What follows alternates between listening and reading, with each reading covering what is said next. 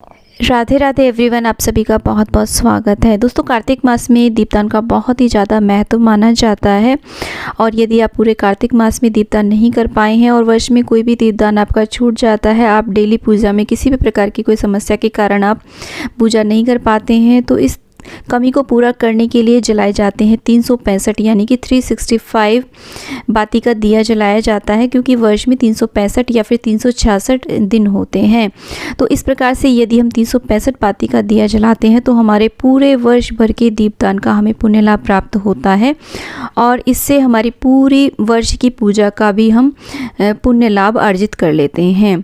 तो दोस्तों, कार्तिक मास में हम 365 बाती का दिया कैसे बना सकते हैं और कहाँ पर ये दिए लगाए जाते हैं, यानी कि कहाँ पर हमें जलाने होते हैं और किस प्रकार से लगाए जाते हैं और कब कब लगाए जाते हैं, ये सारी विधि मैंने इस वीडियो में शेयर करी है। तो वीडियो को आप अंत तक ज़रूर देखें।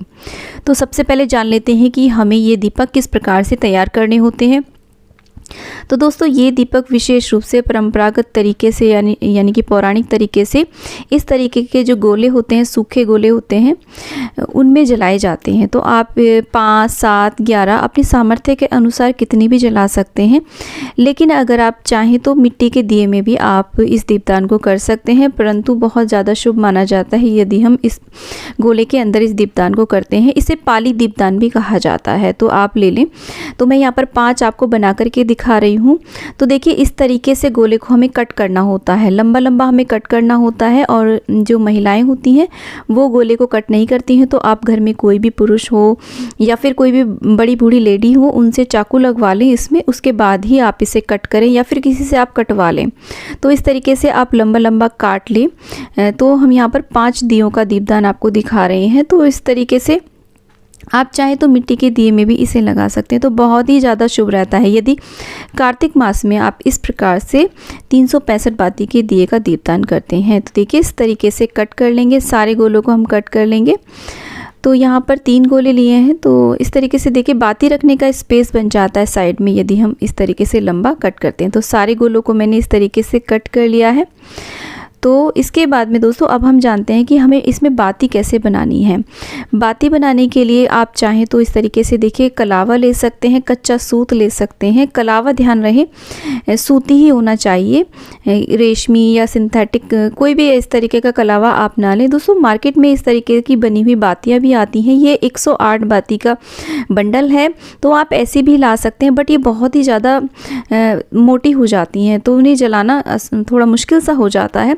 खड़ी जो थी उनसे जल पाती है। तो हम इससे देखिए बाती किस प्रकार से तैयार करेंगे। तो जो भी आपका कलावा उसमें आप तार गिन ले। तो मेरे यहाँ पर 6 तार हैं, यानी कि मेरे 6 तार हैं। तो 6 को मैं 365 को यदि मैं 6 से डिवाइड करती हूँ तो मुझे ये 60 बार और 1 बार करना होगा। तो यानी कि 366 हमारी बातियों वाला दीपक तैयार हो जाएगा। यदि लीप वर्ष है दोस्तों, 366 बाती का आप दीपक लगाएं।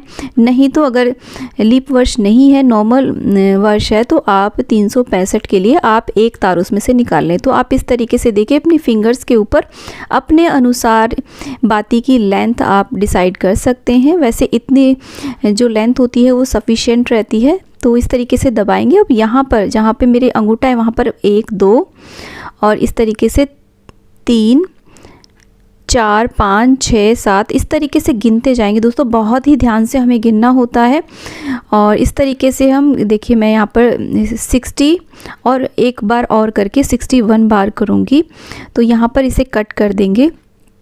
तो आपके जितनी तार का भी कलावा हो उसके अनुसार आप करें। यदि आपका 5 तार वाला है तो उसके अनुसार आप 365 को डिवाइड कर लें, यानी कि आपको 73 बार लपेटना होगा। तो देखिए, यहाँ से अब हम कट कर लेते हैं। तो इस तरीके से दोस्तों हमारी 2 बातियां तैयार हो जाती हैं। आप ये जो हम लपेट रहे हैं, उंगली की बजाय आप इसे किसी भी कार्डबोर्ड को आप नापे से ले लें, उस पर भी आप लपेट सकते हैं। तो इस तरीके से देखिए, हमने कट कर दिया है। और अब इसमें से, क्योंकि 365 में से अब हम इसमें से 1 तार निकालेंगे, क्योंकि 61 टाइम हमने इसको लपेटा था, तो 1 तार हमारा एक्स्ट्रा है, तो उसे हम निकालेंगे। तो अब ये 365 बातियों का हमारी बत्ती बन गई है। तो अब इसके बाद में इसे ऐसे फोल्ड करेंगे और बीच में से कट कर देंगे, तो ये इस तरीके से हमारी 2 बातियाँ तैयार हो जाएंगी। तो दोस्तों इस तरीके से आप और भी बातियाँ तैयार कर सकते हैं। इस तरीके से आप 1108 बाती का दिया भी तैयार कर सकते हैं, 108 बाती का दिया भी तैयार कर सकते हैं। तो देखिए मैंने 5 दीपों में इस तरीके से बातियां बना करके लगा ली हैं। इसके बाद में दोस्तों आप इन्हें चाहें तो किसी भी बाउल में रख सकते हैं, लेकिन अगर आप कहीं बाहर दिया प्रज्वलित करके आ रहे हैं तो आप इसे जो मिट्टी के सकोरे आते हैं ना, जिन्हें हम सराही बोलते हैं, उसमें भी रख सकते हैं, या बड़े दीपक में भी रख के इस दीपदान को आप कर सकते हैं। इसके बाद में देखिए मैंने तो यहाँ गाय का शुद्ध देसी घी लिया है, उसको पिघला लें आप इस तरीके से।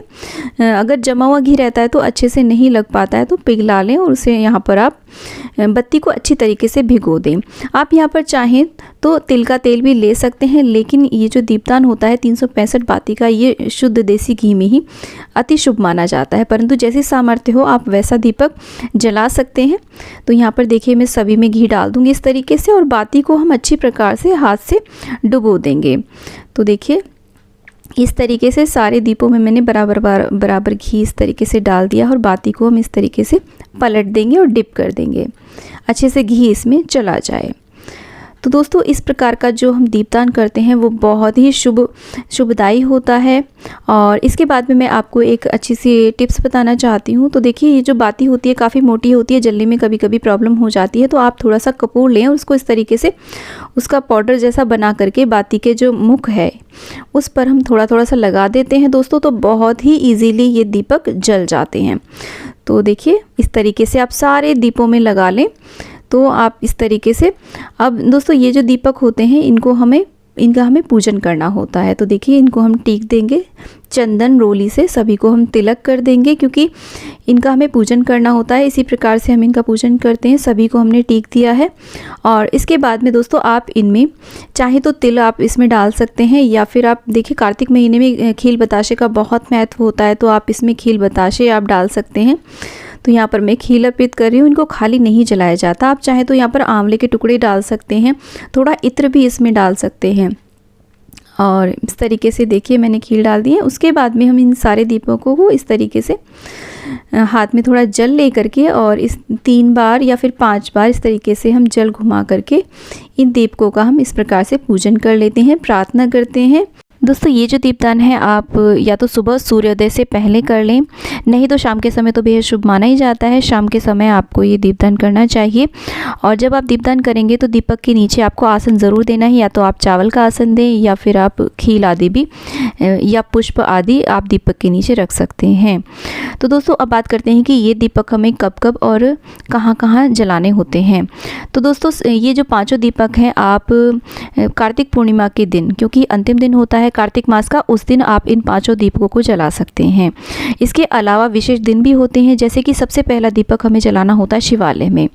तो आप मंदिर में जाएं, शिवालय में जाएं, शिव जी के सामने, शिवलिंग के सामने आप इस दीपक को प्रज्वलित करें, तो बहुत ही शुभदायी होता है और पुण्यदायी होता है। क्योंकि दोस्तों हम वर्ष भर मंदिर नहीं जा पाते हैं, कुछ विशेष अवसरों पर ही जा पाते हैं। यदि किसी भी कारण से आप नहीं जा पाते हैं तो ज़रूर कार्तिक पूर्णिमा के दिन आप मंदिर जाएँ और वहाँ पर शिवालय में इस दीपदान को ज़रूर कर करके आएँ।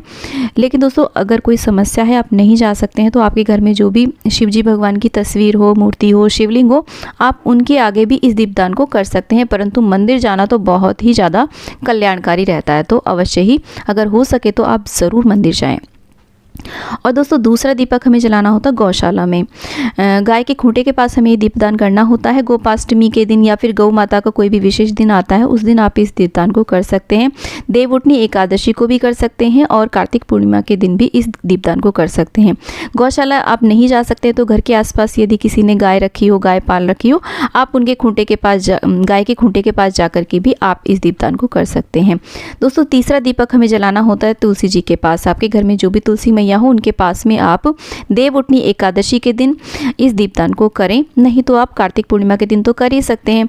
तीसरा दीपक दोस्तों हमें जलाना होता है पीपल देवता के पास में। अपने पितरों के निमित्त इस दीपदान को करना होता है, क्योंकि दोस्तों वर्ष में बहुत समय ऐसा आता है कि हम रोज़ पीपल के पास नहीं जा सकते हैं, तो वहाँ पर हमें ये दीपदान करना होता है। कार्तिक पूर्णिमा के दिन आप इस दीपदान को करें। उसके बाद में दोस्तों 5वां दीपक हमें किसी पवित्र नदी यानी कि गंगा, यमुना आदि के पास हमें प्रज्वलित करना होता है। तो यदि आप कार्तिक स्नान के बाद में गंगा स्नान के लिए जा रहे हैं पूर्णिमा के दिन, तो आप वहाँ पर भी इस दीपदान को करके आ सकते हैं। नहीं तो घर में यदि आपके गंगा जली हो तो उनके सामने भी आप इस दीपदान को कर सकते हैं। इसके अलावा दोस्तों आप आंवले वृक्ष के पास में, पथवारी माई के पास में, दुर्गा माई के सामने आप इस दीपक को जला सकते हैं, परंतु ये 5 दीपक तो हमें मुख्य रूप से जलाने ही चाहिए। तो इस प्रकार से 365 बाती के ये 5 दिए जलाने से आपको पूरे साल की पूजा का पुण्य लाभ एक साथ इकट्ठा हो जाता है, एकत्र हो जाता है। तो हमें ये दीपदान अवश्य रूप से करना चाहिए। दोस्तों दीपदान करने के बाद में यदि आप घर पर इस दीपदान को कर रहे हैं तो इस गोले का हमें क्या करना होता है। यदि गोला बाद में देखिए दीपक तो जल जाएगा, गोला बच जाएगा, तो हमें उस गोले का क्या करना होता है। तो इसके कई सारे ऑप्शन हैं। आप चाहें तो इसे भोग प्रसाद के रूप में ग्रहण कर सकते हैं, नहीं तो आप इस गोले को छोटे छोटे टुकड़ों में काटें और इसे गौ माता को आप डाल सकते हैं। और इसके अलावा दोस्तों आप चाहें तो इसे किसी नदी आदि में विसर्जित कर सकते हैं, मछलियाँ इस गोले को खा लेंगी। तो इस प्रकार से हमें ये दीपदान करना होता है। दोस्तों कार्तिक महीने से रिलेटेड बहुत सारे वीडियोज़ मेरे चैनल पर हैं, आप मेरे चैनल को ज़रूर एक बार चेकआउट करें। आई होप वीडियो आपको अच्छा लगा होगा। वीडियो अच्छा लगा है तो लाइक करें, चैनल को सब्सक्राइब करें और वीडियो को ज़्यादा से ज़्यादा शेयर करें। राधे राधे।